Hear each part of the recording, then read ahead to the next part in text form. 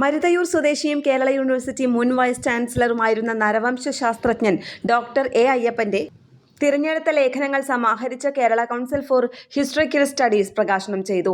റാഫി നീലങ്കാവിലും പ്രശാന്ത് മാധവനും ചേർന്നാണ് വർഷങ്ങളോളം പരിശ്രമിച്ച് ലേഖനങ്ങൾ സമാഹരിച്ചത്.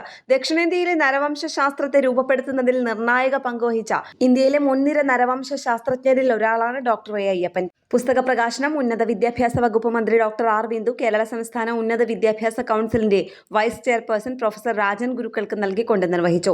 Institutions, individuals and practices, anthropological essays എന്നാണ് ഗ്രന്ഥത്തിന്റെ പേര് നൽകിയിട്ടുള്ളത്. KCHR chairperson professor KN Ganesh അധ്യക്ഷത വഹിച്ചു. ഡയറക്ടർ പ്രൊഫസർ ദിനേശൻ വടക്കിനിയിൽ, കേരള ഭാഷാ ഇൻസ്റ്റിറ്റ്യൂട്ടിന്റെ മുൻ ഡയറക്ടർ പ്രൊഫസർ കാർത്തികേയൻ നായർ, ചിത്രകാരി സജിത ആർ ശങ്കർ, സംസ്ഥാന ആർക്കൈവ്സ് വകുപ്പിന്റെ director in charge Parvathi S, Kerala സർവകലാശാല മലയാള വിഭാഗം professor Seema Jerome, KCHR publication assistant SN Sandhya എന്നിവർ പ്രസംഗിച്ചു. വൈവിധ്യങ്ങളും ഉൾക്കൊള്ളുന്ന ഒരു ഭൂമിയാണ് നമ്മുടേത് എന്ന് ഈ 6 ഗ്രന്ഥങ്ങളുടെ ഉള്ളടക്കത്തെ റാഫി നീലങ്കാവിലും പ്രശാന്ത് മാധവനും അയ്യപ്പന്റെ പുസ്തകങ്ങൾ കമ്പൈൽ ചെയ്തവരുണ്ട്.